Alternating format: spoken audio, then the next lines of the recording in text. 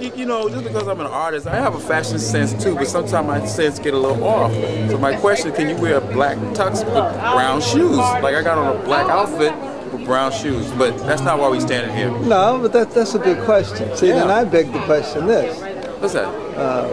If I'm brown skinned, can I wear a black top?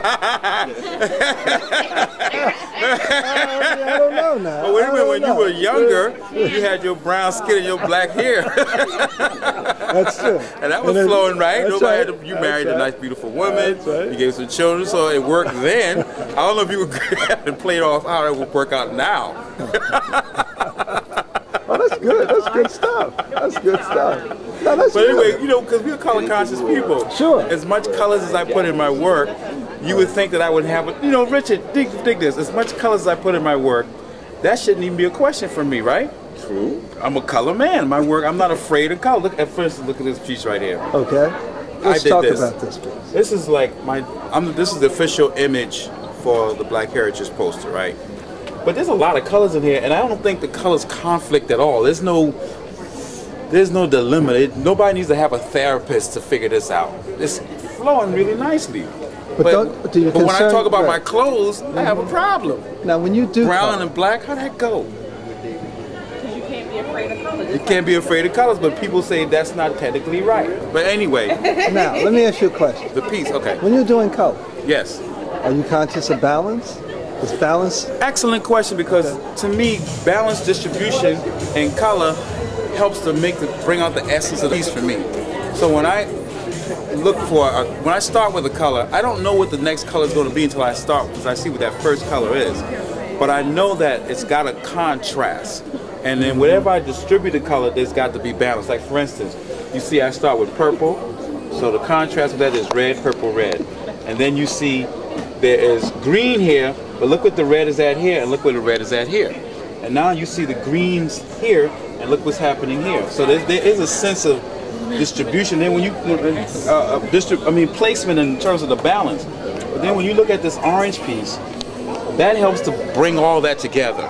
I couldn't have possibly put another color here that would pop this up to help bring the background out. Okay. So placement of color helps to bring the whole thing together to sort of kind of bring out the essence. So balance of colors is very important. So you want to distort the essence. So you won't distort the depiction. That's right, because that was going to be my next question. Yes, absolutely. Will you allow the imbalance of color to conflict with your vision of the piece? Absolutely. Now, and that could happen a lot, because look, it's almost like for instance, say you didn't take all the hair that's sticking out your ears right now. You didn't clean that out, and you want one ear is clean. I'm not saying you have that right now, but if that, you got a clean face, he's groomed nice, but if that little bit of hair sticking out, that throws off his whole, you know, everything. So that's the same thing with a color placement that's not balanced. It throws off it just distracts you from the depiction. It distracts you from getting the message or the story. You know, because in all honesty, right, there's a conversation that goes on between the artist and the canvas. And there's a dialogue that continues with the viewer or the purchaser or the collector. And you, in order for that dialogue to come, for that conversation or dialogue to start, you can't have things off balance. You can't have color off balance. You can't have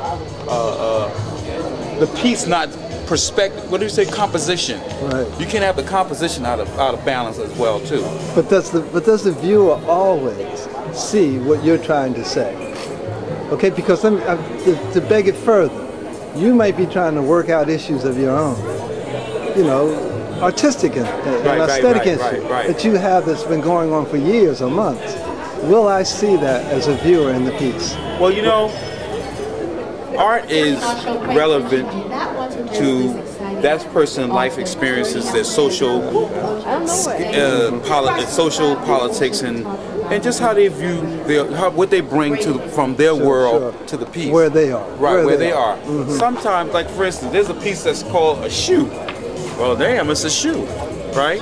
But for the most part, someone might say, you know, wow, that shoe means so much to my personality, my life. It means that I'm expressing my inner you know, wildness and who I am about these things. But for someone else, that's just a shoe, man. It ain't all that. It don't mean nothing. So I'm just saying, for this piece, I do have to kind of break it down for most people. When they look at it, it's different.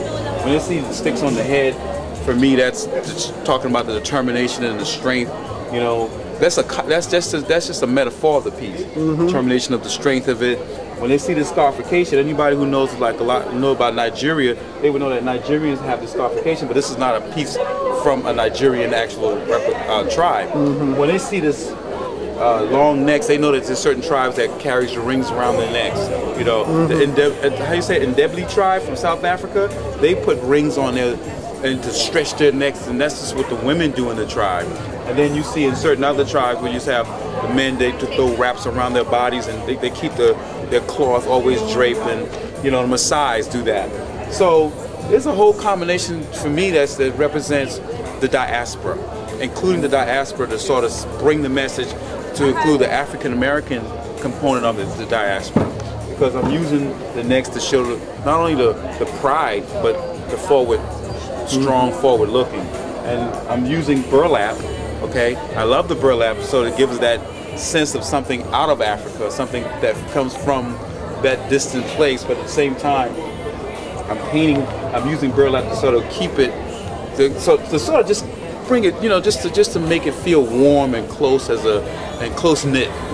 Knit, fabric knit, get it? Okay, got it. But you have a lot of emotions in your piece. Yeah, it seems to be very emotional. Yes, sir. Is that something that you want to achieve? Is that high on your list when you attack the canvas? That's an excellent question. I'm an emotional person, and because I'm an emotional person, I'm gonna bring that to my work.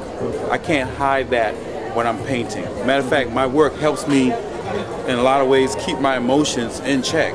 It helps me to deal with a lot of emotional roller coasters that I do go through with my own personal life. Right. You see what I'm saying? I've come from humble beginnings, I've been through a lot, and so I am from that angle, but at the same time, it has helped me create some of the most beautiful, colorful, in-depth, and impacted work that I've seen from me over the years.